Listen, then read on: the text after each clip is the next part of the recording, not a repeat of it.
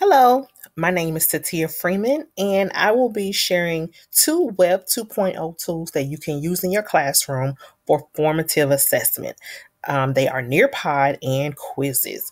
And we're going to first start with Nearpod. This is one that I'm fairly familiar with. My district actually bought a full subscription for every teacher. So they have the district usage. And so every teacher in the district is able to access the Nearpod library and create their own library. They can explore anyone that they like and have access across grade levels, across content area with no restrictions. So that has really been a big help. I'm just going to go into my library. I've already downloaded several lessons. And I find this very helpful because I do teach multiple grade levels.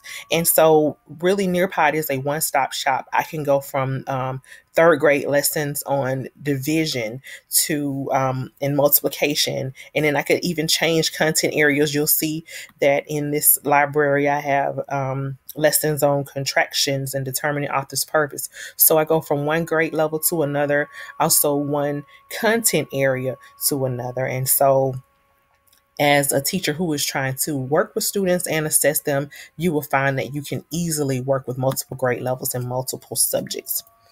I'm just going to go in and type in time because this is one that I've used this week.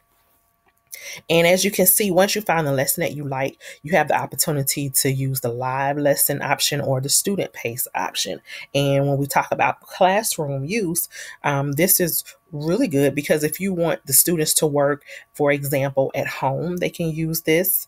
If you want them to work in small groups or even independently, you can attach it to Google Classroom or embed it as a link on your web page, and the students can go through the lesson on their own.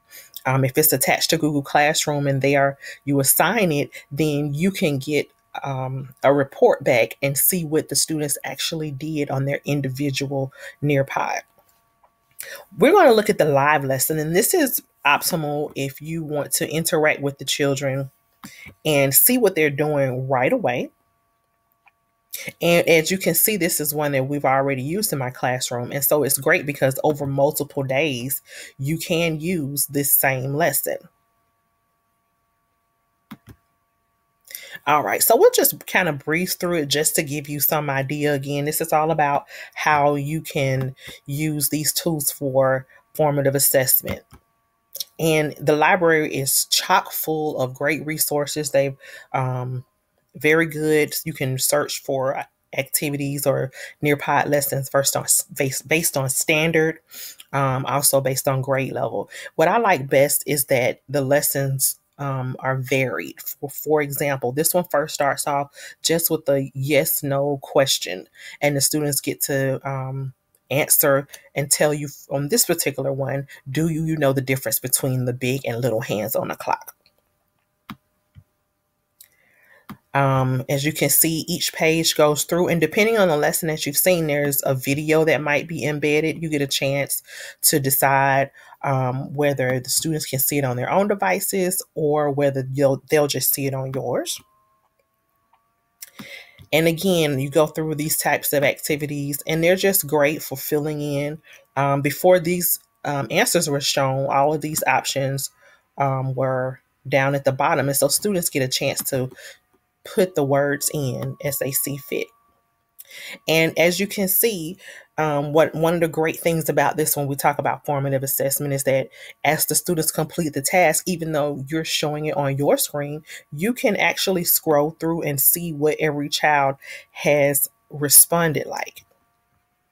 And open up one particular page and have a discussion with students about, why they chose a particular answer. Do they agree or disagree? It's a great opportunity to uncover some misconceptions.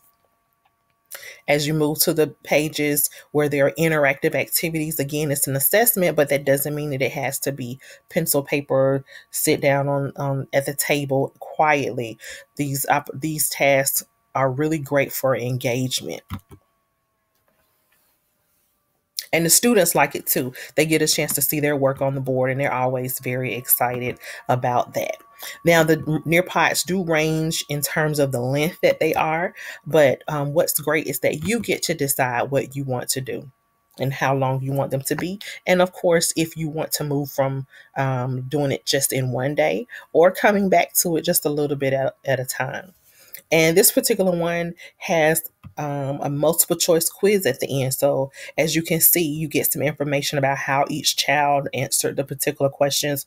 The letters in red show the incorrect answer. So it's a very quick way just to scan and see what particular questions your students all have a clear understanding of, and you can find out if there's a student who has some misconceptions across different questions very quickly. So that was just a quick overview on Nearpod. Know that you can also include some of your own PowerPoint task and upload them and create Nearpods as you get more familiar with this. There's several options of how you can use it. Now we're going to move on to quizzes, and this is one that I've just started exploring recently. And right away, as I'm looking for quizzes, I can see that I can find one and just do a search.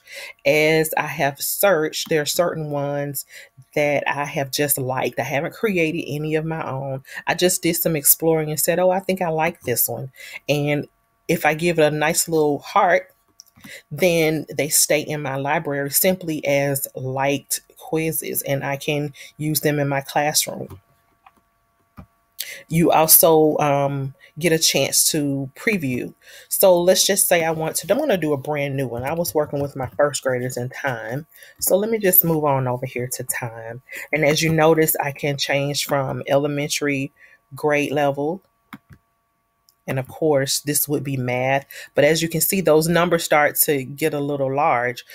But you're able to just screen through here very quickly and look at the grade level. And I like that as you go from one particular lesson to the other, over here on the right, it gives you an overview and you get to see which lesson you would like for your students to have. So I would just simply like this. And then when I go to my quizzes, it shows up as a new one that I have liked. And you see it down here. I really like where you can actually see some reports. So this is the great part when we talk about formative assessment. So I just want to see what my students have done. So you get a chance to see how each student has performed in terms of the number of questions they got right, also the ones that they have wrong. You get to look at the questions one by one. And again, that formative assessment is all about identifying misconceptions and making adjustments to instruction based on what the students do. Just like Nearpod, this is a great opportunity to open up the floor and talk about why did you choose a particular answer? What was your process, your particular thinking as you were going through this? So I do have a new particular Web 2.02 in quizzes that I really like, and I hope that you will like it too.